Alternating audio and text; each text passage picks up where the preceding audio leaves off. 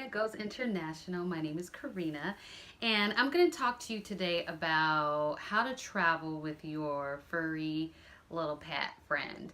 As you can see, I have mine in my lap. His name is Biscuit. He's 12 years old. And say hi, Biscuit. And he is very, very precious to me. And we're going to be traveling together. But I had to do a little research and figure some things out before I can make that a reality. So here are 9 tips to help you travel with your furry friend. Here we go. Number 1. So this is going to be really obvious, but I'm going to say it anyway, which is to research vaccination and documentation needs for the country you are moving to.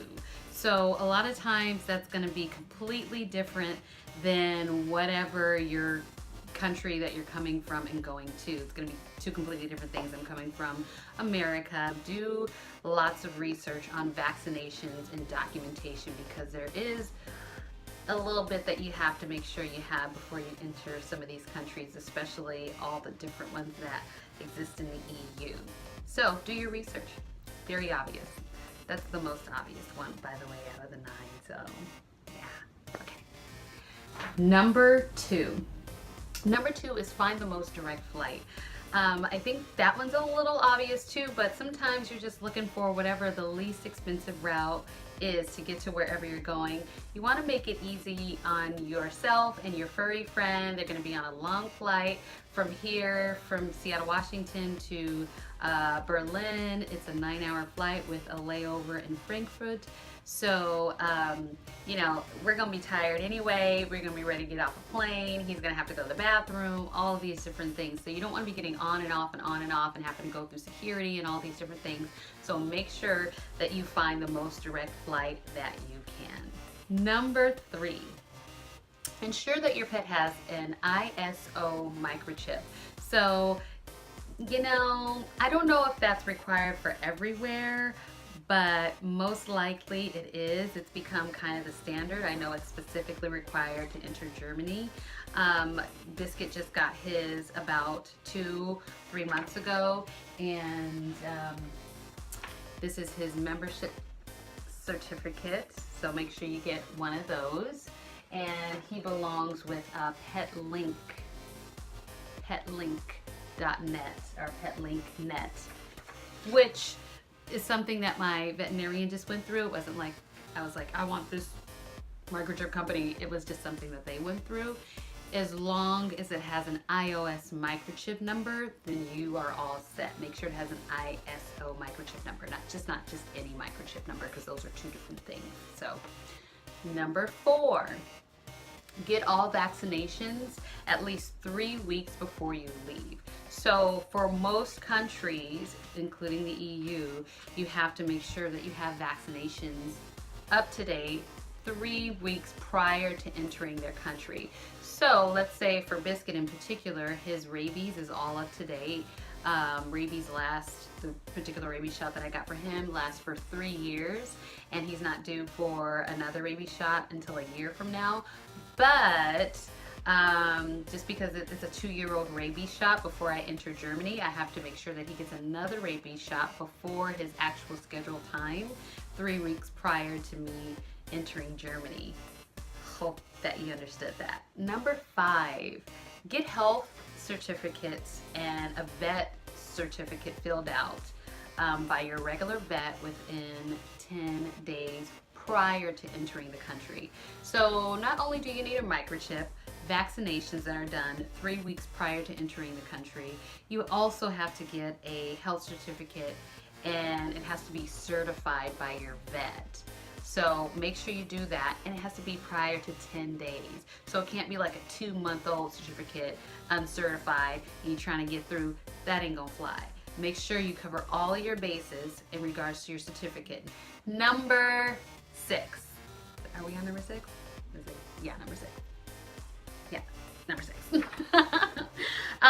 Get certificates signed by the USDA or the CFIA, or that's different from your veterinarian.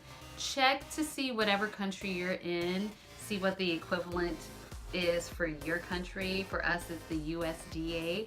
And that certificate that I just told you about that has to be certified by your veterinarian no more than 10 days prior to you leaving has to also be certified by your USDA. Okay, so make sure. Right. Number 7. Ensure that your pet travel crate meets all of the requirements for your airline. And I'll just show you what it looks like. This did say certified, and I'll put the description of what it's actually called. I think it's a birth bag, I'm not sure. Here it is. And it can be soft.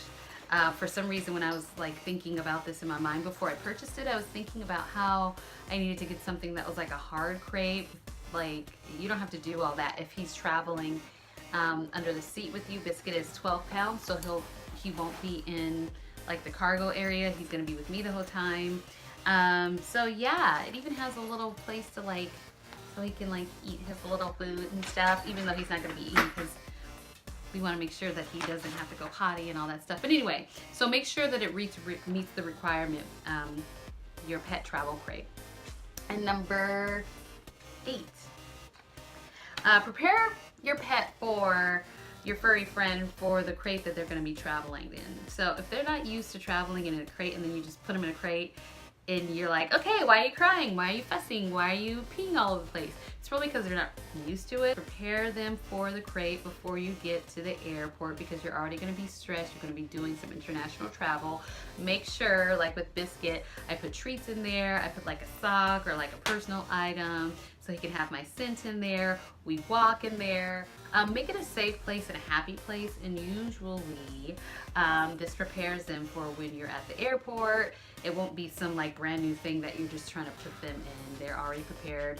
They have scents and happy emotions and responses to the place, so it's good to prepare your pet. Number 9. If traveling to Europe, get an EU pet passport. Now this is not required for every country, but you really want to be on the up and the up and the up and on do extra. So I will be getting an EU passport through my veterinarian, which has been really helpful. Make sure you get a really helpful veterinarian. If you're asking questions about international travel and they're like, I don't know, then you might want to get with somebody who does know, like the veterinarian that I have. He's just really informative about that. I told him what was going to be going on with me and Biscuit and traveling and all that stuff, and he was really helpful. In fact, he gave me half of these tips. So anyway, that is it. I tried to make the video short, but yeah. Any information that I didn't cover, I'll try to remember to put in the description box. And you met Biscuit, you got some tips. Hopefully this was helpful. Don't forget to subscribe and like and comment and all that stuff. So, okay.